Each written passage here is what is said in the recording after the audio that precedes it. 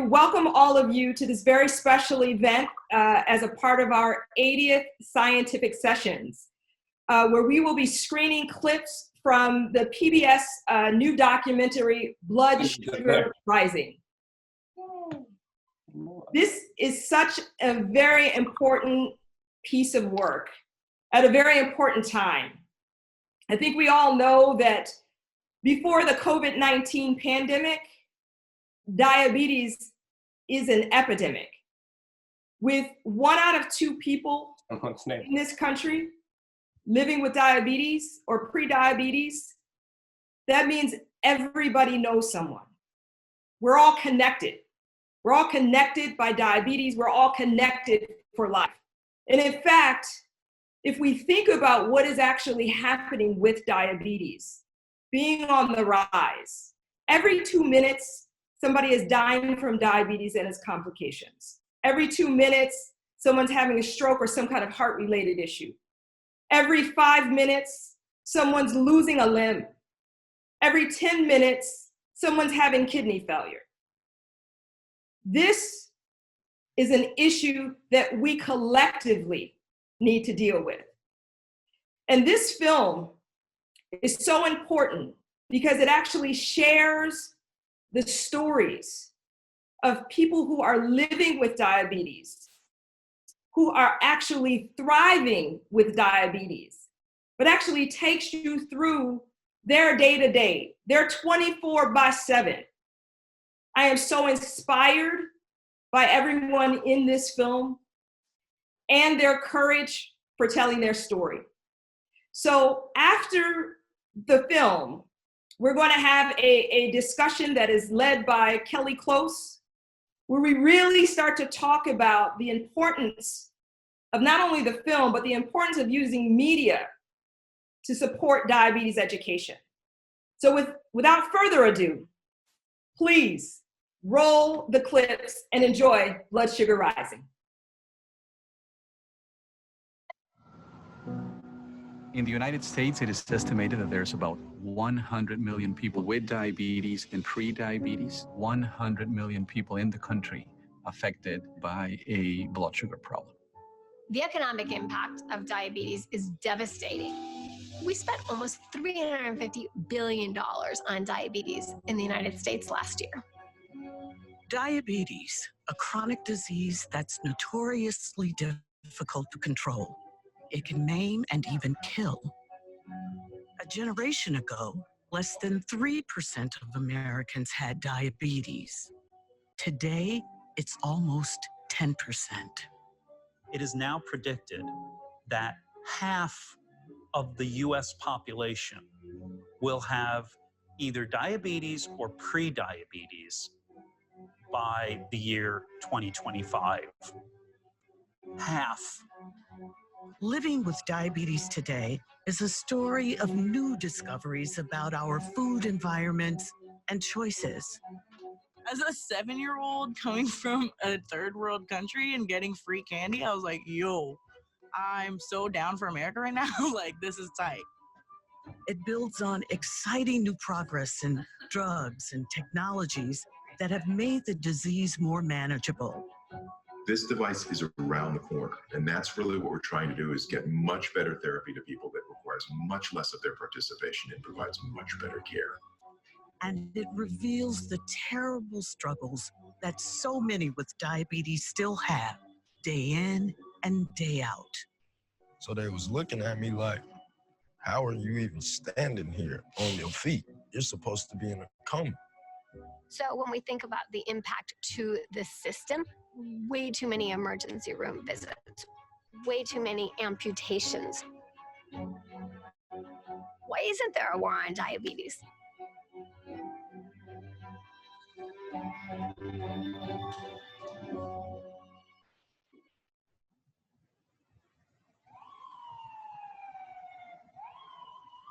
She got her flu shot already. So this guy, I was just told, oh, no, he's fine. Okay, we're good.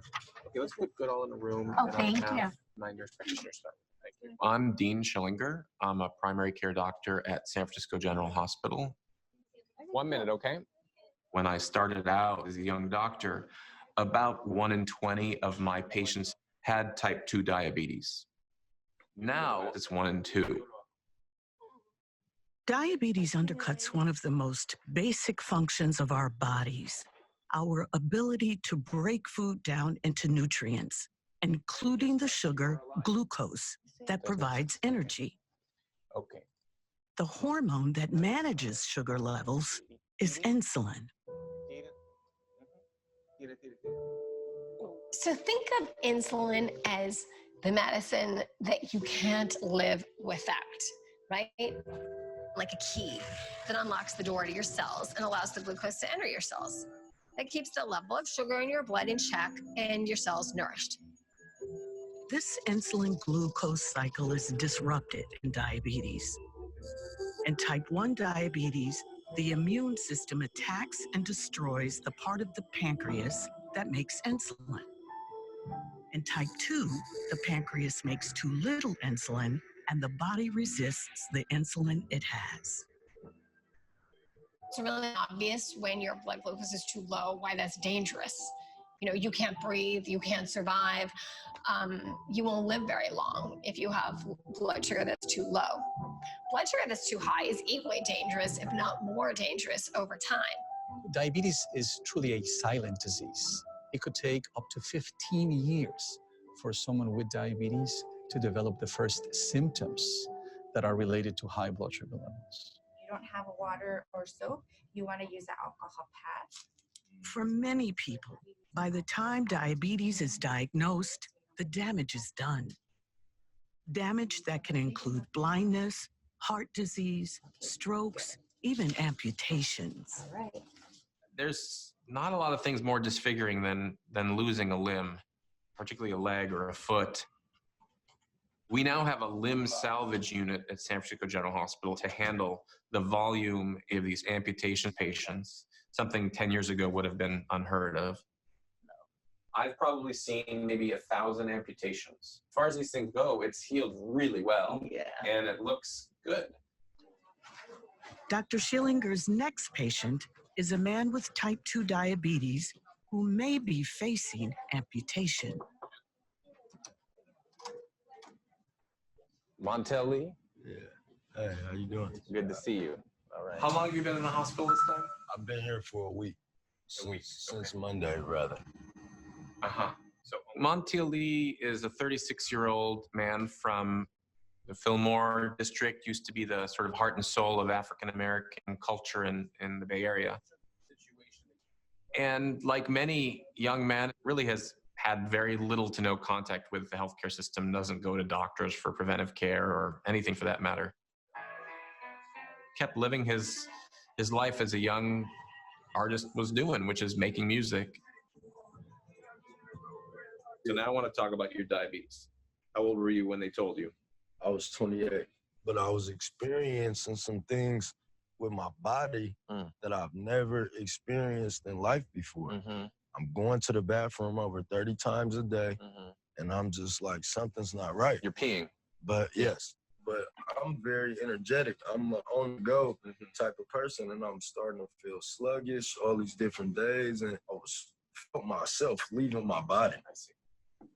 One of my cousins rushed me to the hospital, and they checked my levels, and they was looking at me like, how are you even standing here on your feet? You're supposed to be in a coma. Right. I thought I was about to die. That's what they told me, that I had diabetes, and at that moment, my life changed. Can we look at your foot? Yeah. Be all right? Got an infection on the top of my toe. Just out of nowhere? Yeah. Yeah, I can see that. You gotta still have a little shallow ulcer there. And then it started on this side here, but they said you might lose the toe. People with diabetes, because they've got a lot of sugar on their skin, the fungus loves to hang out there. It's moist, it's warm, it's sweet, and they grow foot fungus, athlete's foot. But in a person with diabetes, it can be the portal to death, right? So the athlete's foot begins to burrow in the skin and create cracks in the skin, and that's like the perfect opportunity for more virulent bacteria, dangerous bacteria, to enter into the skin and begin to infiltrate the entirety of the foot. Okay, I think you got to start. I'm not your doctor here, right? But I'm going to tell you, you don't want to put any weight on it. Yeah, I'm fighting it. Who's your regular doctor? I don't have one.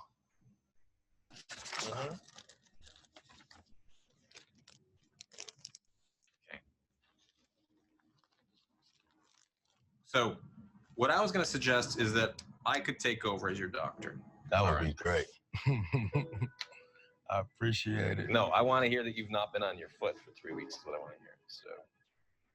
The best doctor deserves the best patient. Exactly. I was going to say that.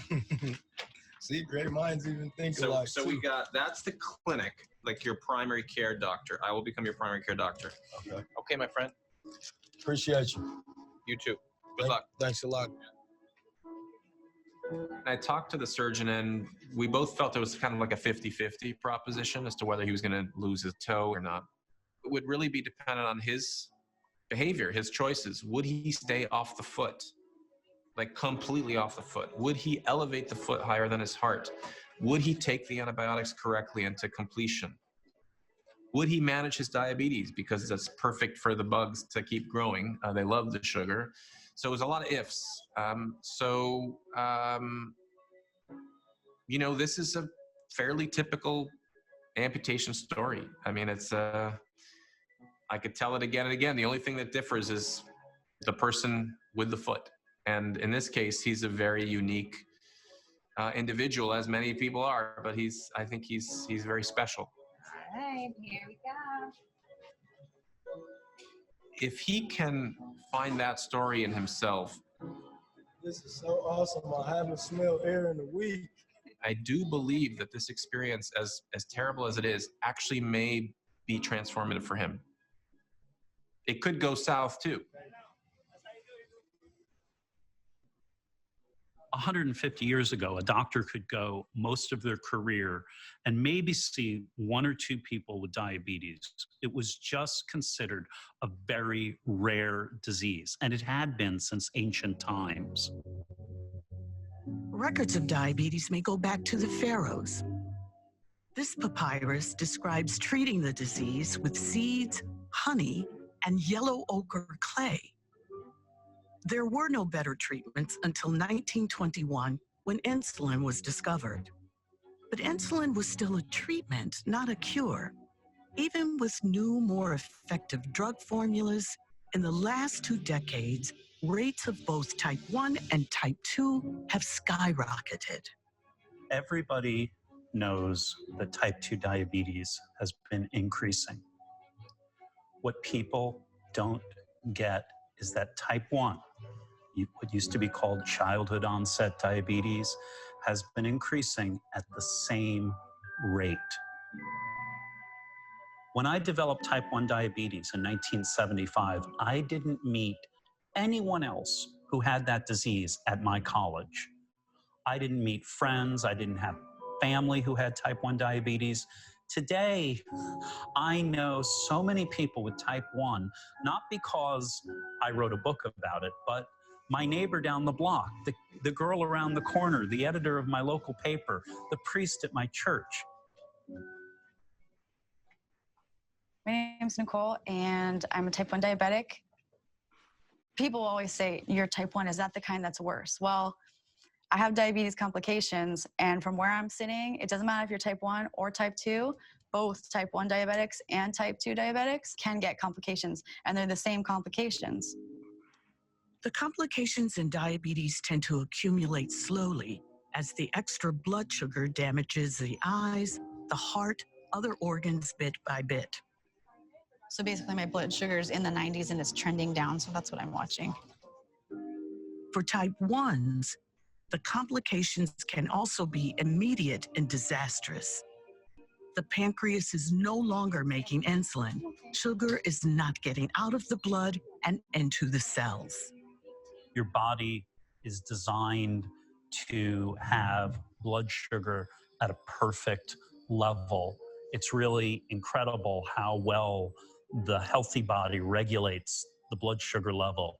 Not too high, not too low. I think that no one prepares you for mentally what it's going to take to live with something that's so 24/7. I've had diabetes for 18 years. And you always have to be thinking. You have to think before you exercise, what's your blood sugar? Before you go to sleep, what's your blood sugar? In the middle of the night, what's your blood sugar? When you're sick, what's your blood sugar? You know, it never escapes you. Nicole's diagnosis started with the classic symptoms of diabetes, so well known that a 17th century physician called the disease the pissing evil. I had to pee all the time, and I was drinking a lot. And I remember telling one of my friends, I said, I was like, there's something wrong with me. I was drinking. It's like you're in a desert and you're so thirsty, like you can't stop. From there, I was telling my mom, she was like, I think we need to get you tested for diabetes. And I was like, diabetes, what's that? I didn't know what it was. And she's just like, we need to take you to the doctor. And she took me, and right away they diagnosed me with diabetes, and they started me on insulin within days. I didn't end up in a coma. A lot of people will end up in a diabetic coma and have to be hospitalized. I think my blood sugar was like maybe 375-ish, somewhere around there. So it wasn't, 800 plus. So I got lucky. So yeah. When you get diagnosed at 17, it's hard. I was so afraid to go low that I kept myself high, because low blood sugars to me meant I could die. And specifically, I could die in the night, like when I'm sleeping. I am unconscious every night when I go to sleep, and I can't know what my blood sugar level is. One time I was alone with our daughter, who was then about 8 years old, and she found me sweating profusely and unable to come to. And she realized something was very, very wrong with me. She didn't know what she was supposed to do. She wasn't quite sure. She knew I needed something sweet. So she went into the kitchen and got marshmallow fluff and began spooning it into my mouth. And she saved my life. Someone that doesn't have diabetes, their blood sugars are stable. They're consistent, just kind of like a line like this. But with me, my blood sugar could be up, down. So when it's up, it's high, and when it's down, it's low. And so those low blood sugars can make me potentially go into a diabetic coma. And I was terrified. So I just, eat a bunch, right before I go to sleep and be fine. I think it was deep-rooted denial. I skipped insulin injections. I ate whatever I wanted. I pretended like I wasn't a diabetic. I now have a list of diabetes complications to include kidney disease, which turned into kidney failure, which turned into now I'm a dialysis patient. I have to go to dialysis 3 times a week and have my blood filtered out. If I don't do those things, I'll die. One of my least favorite complications, I have severe diabetic proliferative retinopathy, which is end-stage eye disease. That's the kind that steals vision. And I don't know what's scarier, my eyes or my kidney. I guess the kidney disease is what scares me the most, because the longer you're on dialysis, the more the death rate statistically goes up.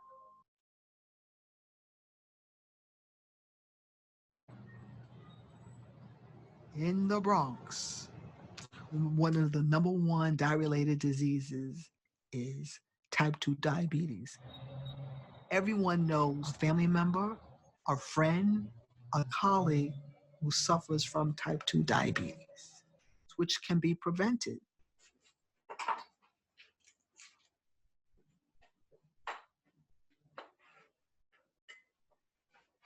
My brother had type 2 diabetes.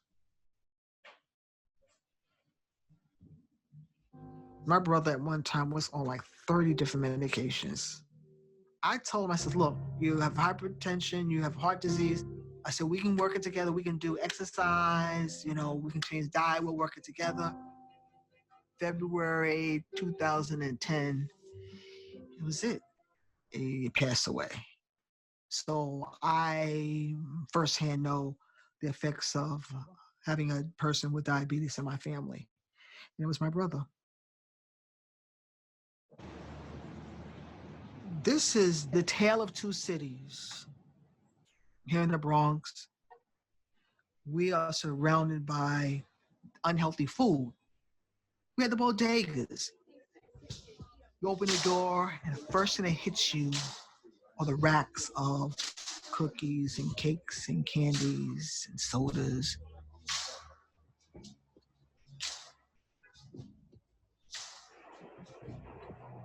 And then you go into more affluent neighborhoods, and I walk into the store, and there are the vegetables. There are the healthy food options.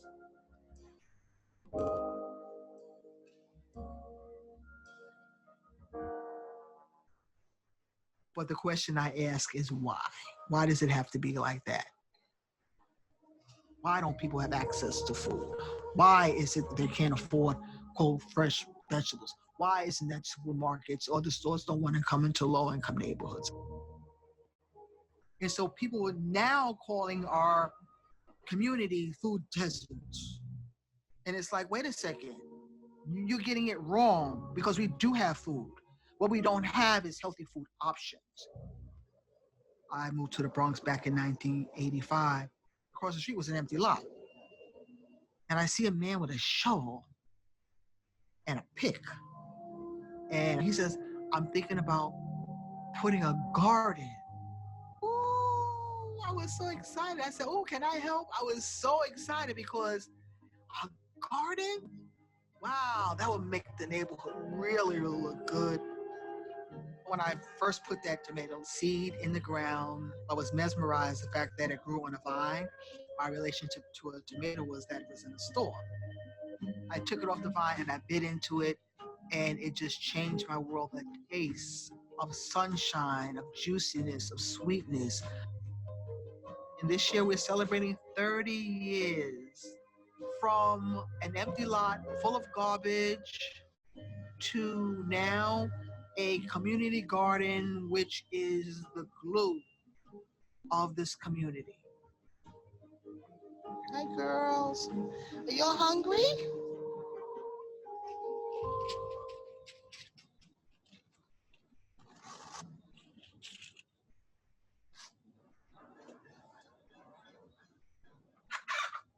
No fighting.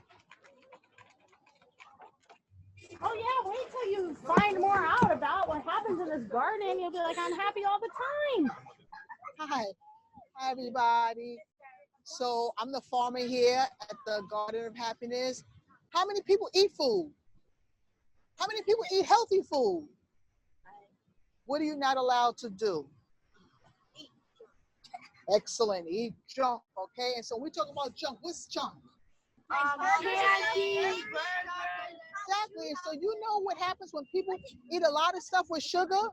You can get diabetes. Diabetes. That's a big word, diabetes. Come on, let's go see the chicken. We gotta go. If we're gonna see the chicken, we gotta make chicken noise, like.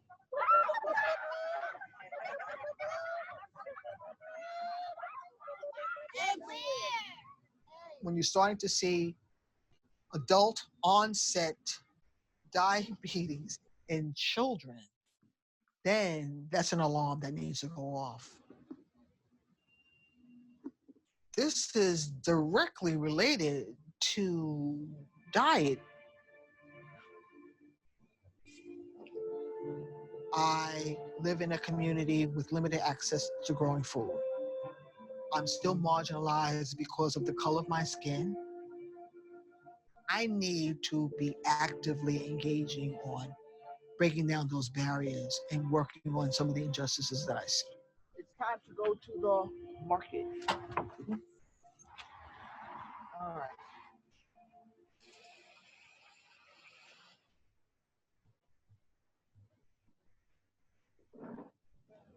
one thing that the community takes pride of is that we're at their service. And I have plums. Those tomatoes, how do you eat them? Just slice them. You just and eat them regular? Just eat them regular. I'm trying. I want to live a little longer. All right, have a blessed day. You too, darling. In the garden, I just want people to understand where their food comes from. We are surrounded by fast food restaurants, but the garden, we have a choice to be able to grow healthy food options. And what, do you see healthy food in the garden here? Where's the healthy food in the garden? Over there. Over there? Over there?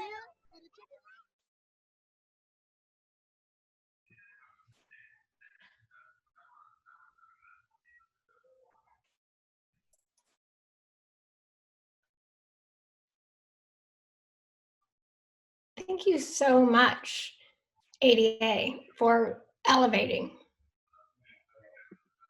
for making so real this film, making possible for so many of us to see it tonight. This is Blood Sugar Rising, and I'm so grateful that you're bringing it to the community, ADA. As the film so powerfully articulates, we need a war on diabetes. COVID-19 has hit communities of color most affected by diabetes the hardest. More than ever, we need bold thinking and action. And tonight, we're joined by members of the community working on this war in different and important ways. So you can watch the entire film on pbs.org/bloodsugar. You can watch it on YouTube if you're tuning in from outside the US. Hundreds of thousands of people have seen it. We salute PBS. This film is amazing. The website is amazing, all kinds of educational materials. If you want to bring the film into medical schools for nurses and social workers and doctors who are with us tonight, if you want to bring it into schools, the website has the whole film in Spanish subtitles.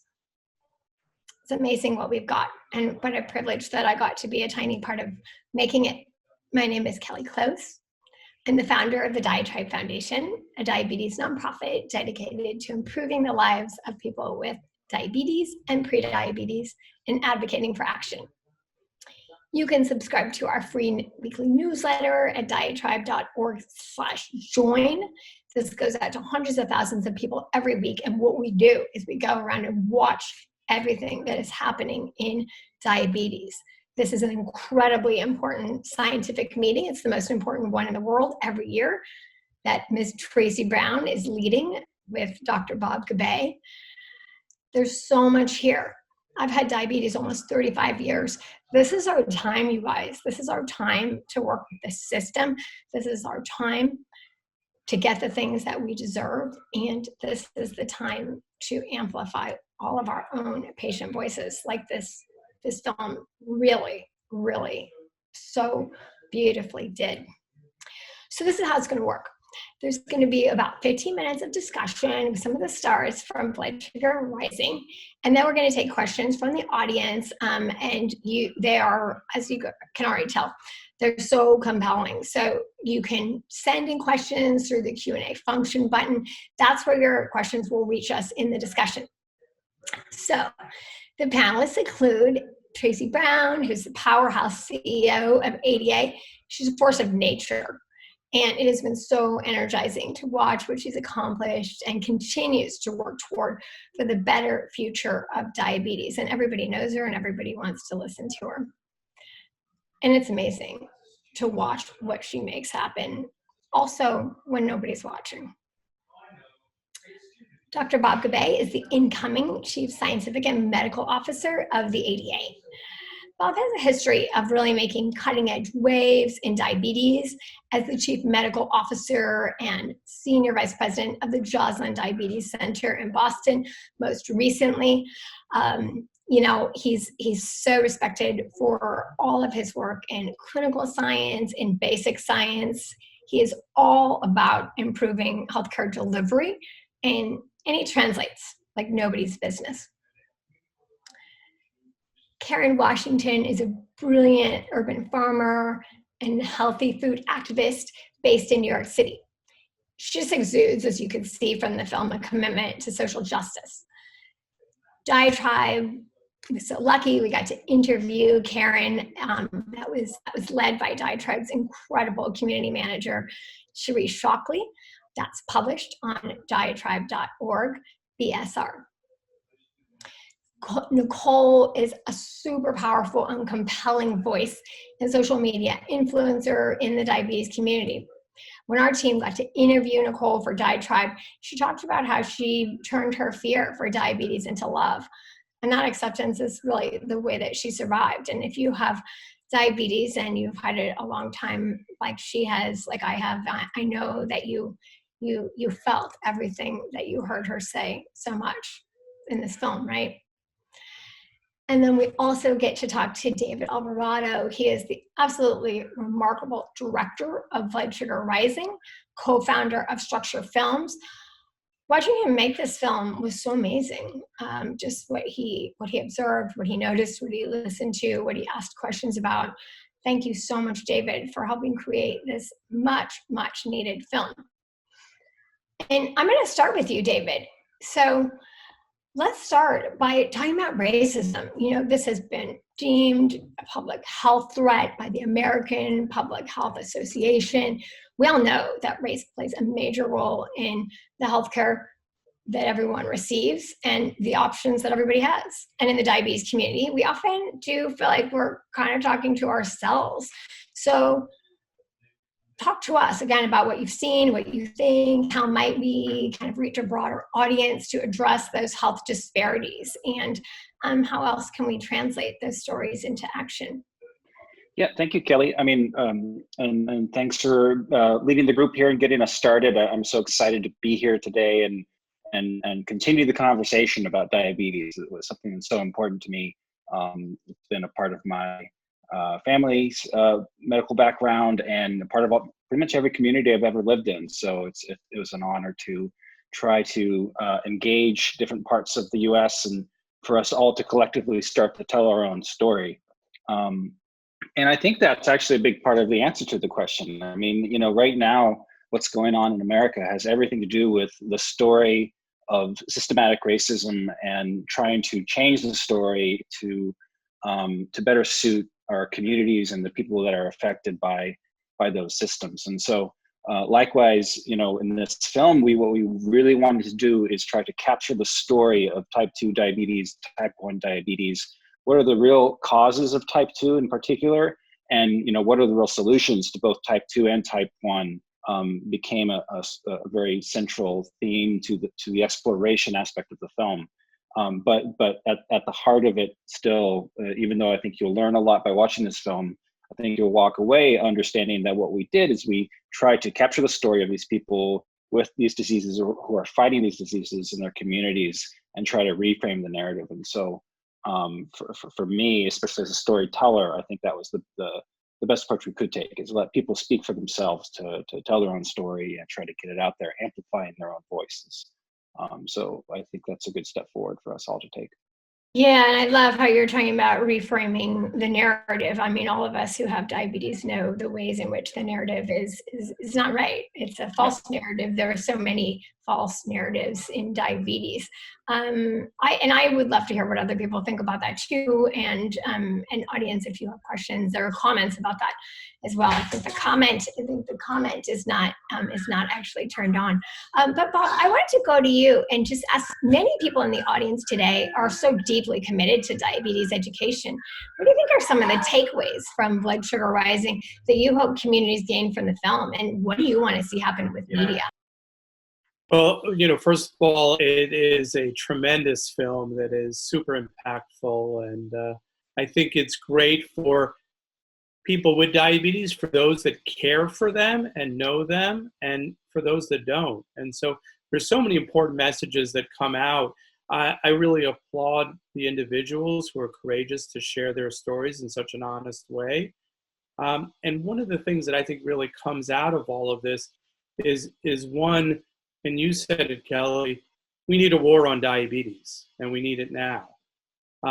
Two, that despite all of the problems that people can develop with diabetes, there's so much hope out there. There's so much wonderful work being done.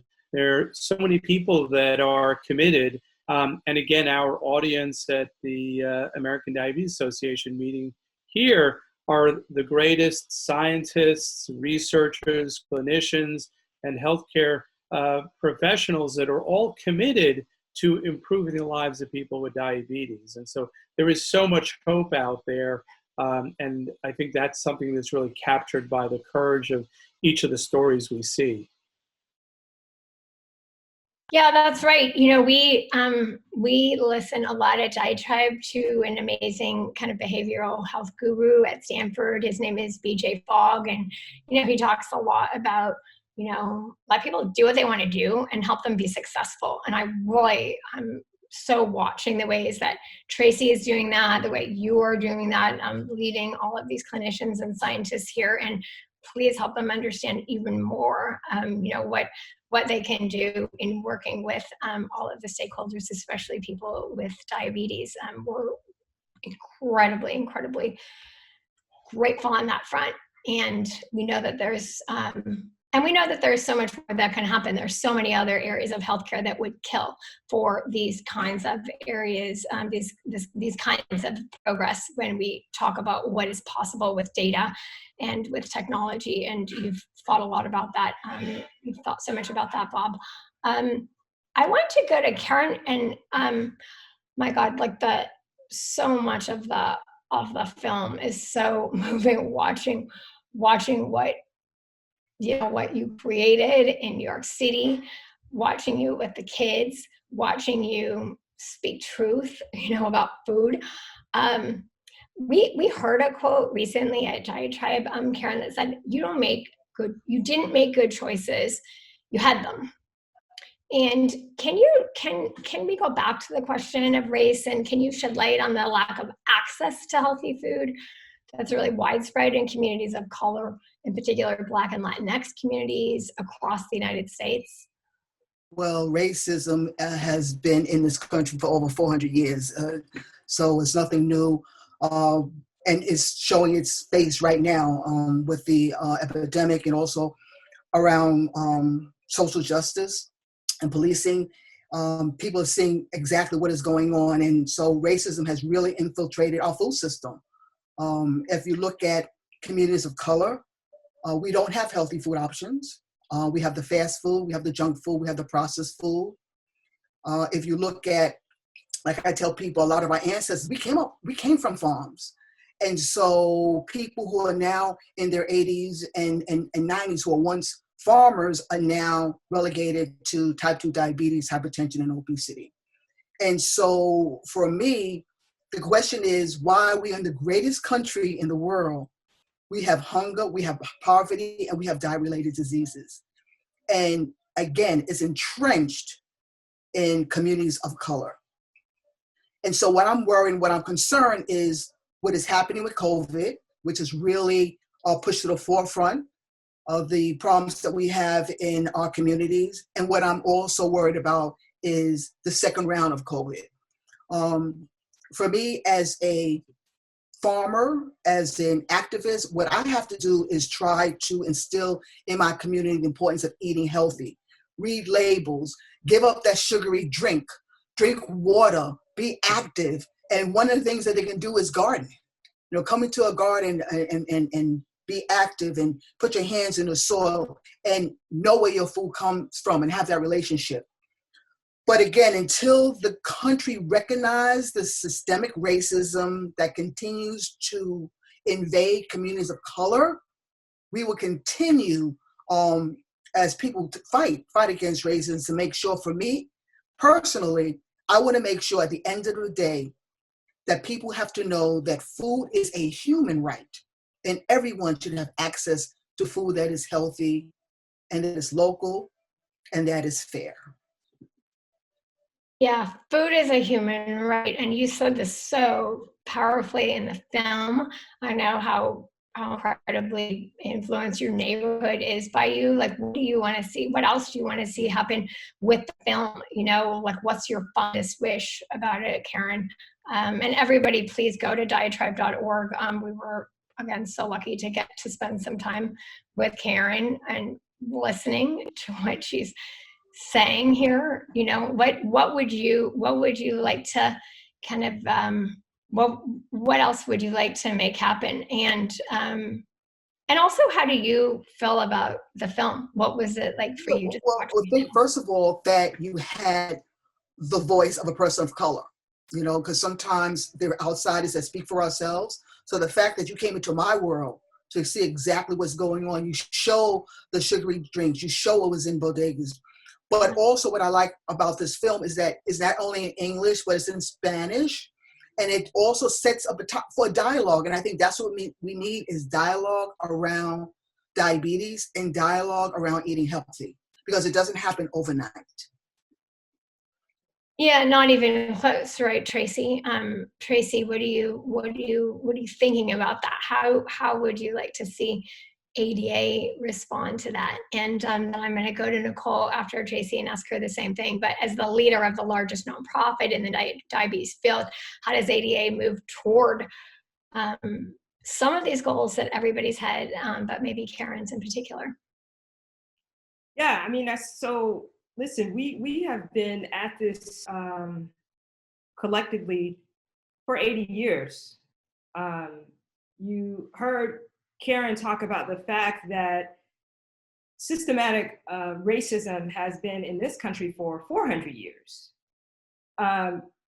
We need to move beyond just talking and actually move to action and change of behavior. We heard a bit about behavior change earlier today from Dr. Mary DeGroot, who is our president of healthcare and education.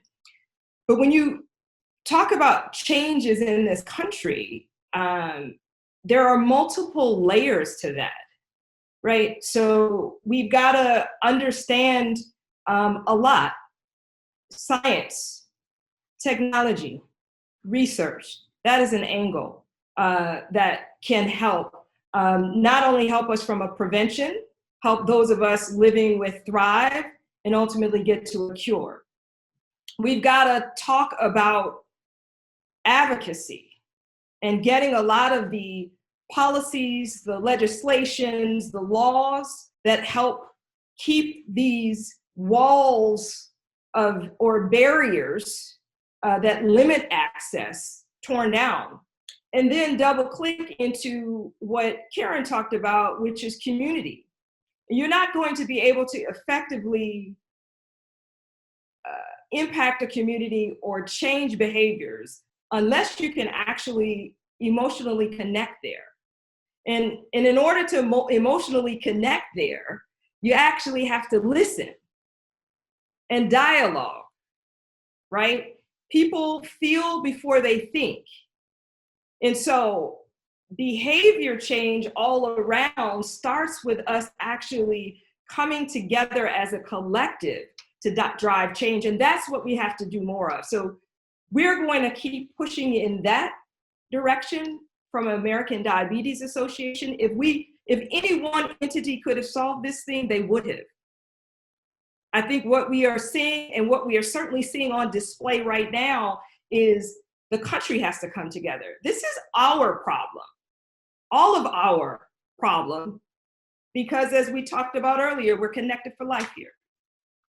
Yeah, it's our problem, and it's our set of opportunities, and maybe we're understanding that through different lights. But all I can say, I mean, I think the piece of food, the point about food and food justice, I think there's so much of that we, as many of us as people with diabetes, haven't really understood, because we've been kind of like busy having diabetes, and there's so much better that can happen there. And I guess on that note, Nicole, I want to move to you. I mean, you were so honest in this movie. I was with you just every moment of the way, when you were talking about responding to your diabetes diagnosis by not always wanting to take care of yourself, not always taking care of yourself. And thank you for sharing that. It's a really big deal. can you talk more about when your wake-up call was, or kind of your aha moment, and maybe what advice would you have for people to become more invested in diabetes care? And again, like, what do you, and also, you know, what do you think should happen with media? Because God, watching you and your influence on media has been really inspiring, especially the social media end. Thank you so much. I'm happy to be here. You kind of gave me a bunch of questions all at once, so I'll try and answer them. I guess my wake-up call came years after, you know, all the damage had happened, but it was when I got diagnosed, when they basically were like, you're gonna go blind. And so I just kind of I made up my mind, like, nope, not going to go blind.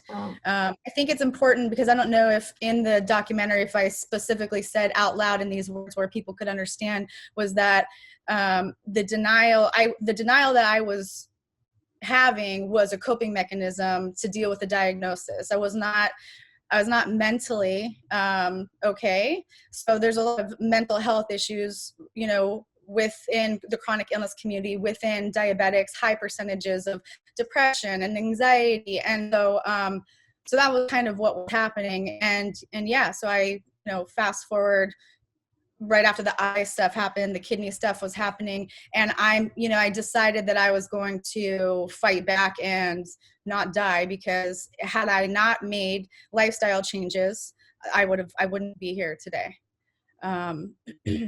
Yeah. And yeah. So as far as what I would like to see happen, you know, within the diabetic community, one thing is, since the film has come out, I've had, because my platform has been predominantly type 1 diabetics, but now there's people with type 2 diabetes. There's people with gestational diabetes. I have, you know, later onset diabetics that are all coming. And so sometimes the type 1 community can be very like, type 1, you know, and oh, well, type 2 is so different. And so if I run groups, everybody is included. We can all learn from each other. I think that there needs to be more education within type 2 diabetes. And that starts with the physicians, and it comes down to people like me that are advocating. And like I said in the film, the complications that I've experienced, it doesn't matter if it's type 1 or type 2, you know, it can happen. And it doesn't matter if you have denial, you know, or you treat your diabetes differently, and anyone can get complications. And I think that any diabetic that's watching the film, in the back of their mind, they realize that. So I would just like people to keep on speaking out in regards to complications, and not from a perspective of like, I want to scare the crap out of you, right? But from a perspective of like, these are the things that can happen, and these are the things that we can do to try to prevent it. And God forbid these things do happen, you can still live a life. You can still live a life worth living. And I hope to be an example of that for other people. Yeah, you're an amazing example of this. It's like you're vivid, you're technicolor. I'm gonna come back to how you do that. But it's awesome. We're getting some questions in from the audience. I want to actually start with the first one, and maybe this is one for Tracy to start. Tracy was like incredible, very senior business leader before she came and stepped into this role at the American Diabetes Association.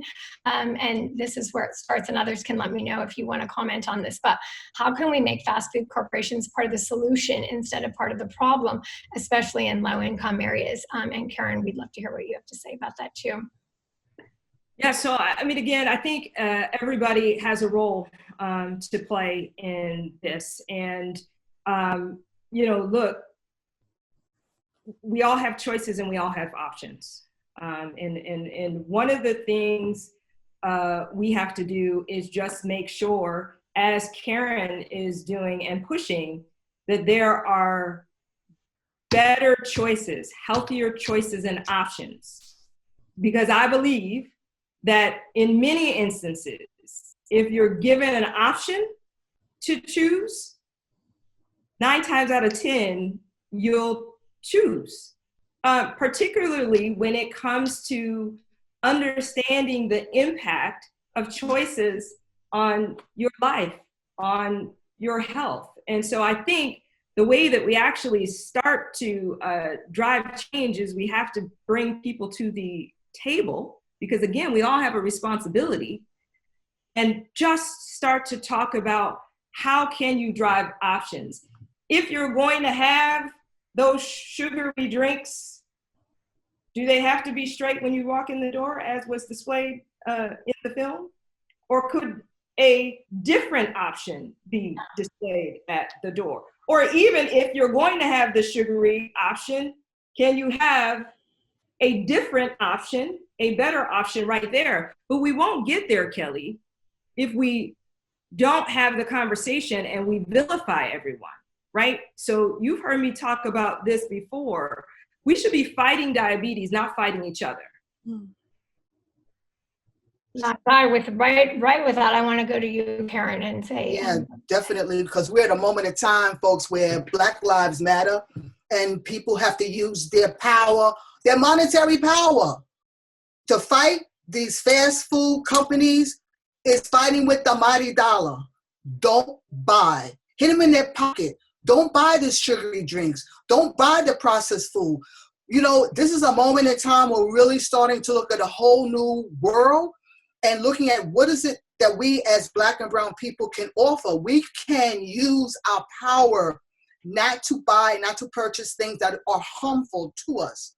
And so if we're going to be, you know, moving forward, then it's critical. Use that mighty dollar not to buy from companies that are going to, you know, put harm into our neighborhoods, into our food supply. Yeah, there's so many choices there, and I also can say, like, going back to like Nicole's power on social media and us kind of working together in this super multifactorial way. And I think ADA has done a lot of that as well in, you know, the organizations that it chooses to work with and all of that. I want to go to another question here that I see out in the audience, just about education and behavior change, because I hear this whole multifactorial, you know, piece that a lot of you are talking about, you know. And this person asked Valerie, so is education and behavior change the only way to cure type 2 diabetes? And I want to know what you guys have to say about that. Maybe we can start with Bob and then move to Tracy, and anyone else who would like, just raise your hands.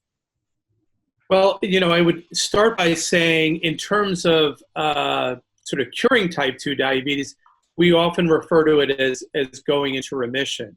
And in part, we say that because we want to continue to sort of monitor people even when their blood sugars are normalized, to make sure that they don't develop any kidney issues or eye issues, etc.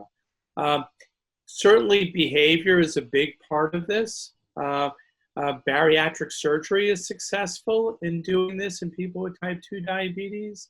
There is the hope that some medical medications and combinations of medicine may do that. There's an interesting thought, and there's some trials going on now to say, why do we treat diabetes differently than we would treat cancer? In cancer, we don't start with one drug, let the cancer come back, then get another drug, and then the cancer comes back, et cetera, et cetera. But that's what we do for diabetes. We start with a medication, it fails, we add a second medication, third medication, et cetera. And would there be an analogy to the cancer world where we use several medicines at once for a short period of time to put people into remission? And there's some really exciting clinical trials that are looking at exactly that. So it's just one example of the new ways that we may come up with to put people into remission and, in essence, provide a cure. But lifestyle changes certainly early on can do that as well. Yeah, I wanted to say, I know the ADA came out with new nutritional guidelines last year, and it was amazing. And I mean, I pretty much, as somebody with diabetes, kind of got the message, like kind of everybody in America could eat a few fewer carbs. Like everyone could eat a few fewer carbs. And it was really great to hear that. I don't know that I have always felt that way when I've been in the hospital or things like that. That was kind of a newer message, and to be as healthy as possible. Dr. David Kessler, fast carbs, slow carbs. Tracy, do you have any thoughts on that, or Karen, anything else that you guys want to say on that before we keep moving? I just feel like both of you have taught so much on food and on what is possible to ask for, as patients, as advocates of patients. Yeah, I mean, I think, as Bob talked about, we're gonna, from the American Diabetes perspective, gonna continue to fight to prevent and find a cure for people living with diabetes, right? And just to help improve lives any way and every way we can. We allow the science to drive all of our recommendations, and that consensus paper, nutrition consensus paper that you talked about is a very good example where we actually have the science and the data that talks about several nutrition therapies. I don't believe that there is necessarily a silver answer, one answer to this problem. But what I will say is, if I think about my own life and my own management of diabetes and getting to the point where I'm thriving, I started being dependent on insulin. And I decided that I wanted to make some changes. One was around what I ate, very much understanding the impact of that. But I will tell you the click moment, the light bulb moment for me is when I actually started wearing a continuous glucose monitor. And I could see exactly what was happening based on what I ate, how I exercised, how I slept, my stress level. All of these things actually impact your blood glucose. And, again, I am so proud that when you see this, I don't even know if you can see this. That's 71. I don't know if you can see that line. We can, yeah. Yeah, That's yeah. black arrow in range. Wow. Okay, so that's to say that it is possible when you actually start to change your behaviors. I'm not going to tell people how to do it for them, but I will just tell you that diet, exercise, stress, and sleep were the things that were able to help me get my diabetes in range, and to the point where I'm not on insulin anymore. I was on 4 oral medications. I'm on one. I really could drop the one, but given all of the craziness that's going on with side sessions right now, I didn't drop it, but I probably could. Yeah. It'd still be okay. Yeah. That's amazing. Thanks for sharing that, Tracy. I just wanted to add, because I'm just so inspired by that story, Tracy. Like, this just reminds me, we've been telling ourselves a story. Oh, people with type 2 diabetes, they just choose to be unhealthy. That's what the problem is. And that's just so obviously not true. I mean, it couldn't be more opposite. If you gave people the choice to be healthy, they'll take it. And it takes something that it sounds like you went through, which is a combination of education, a little bit of understanding of what the parts of the formula are, but then also access to tools, access to the right things they need to make those choices that they now know about because you educated them. And so, and I think continuous glucose monitors obviously have just revolutionized, this as a tool, and all the other tools being created. So I'm just really looking forward to more people combining those two things, education and access to what they need to make those choices. That's all people need because they so clearly want to be healthy. And that's just been a big hang up. So thank you for sharing that story. Yeah, I loved that you had a lot of moments of using technology in the movie, David. That seemed pretty intentional. I was curious to ask you a little more about that, or Nicole a little more about that, and what she'd like to see happen in terms of technology. Maybe that's one of the messages for the media. I don't know. What do you think, Nicole? Well, like Tracy, that was another thing that really drastically changed my management, was getting a continuous glucose monitor. Because I had so many fears about, having low blood sugars. when I got a continuous glucose monitor, it like blew my mind, and it changed my relationship with food.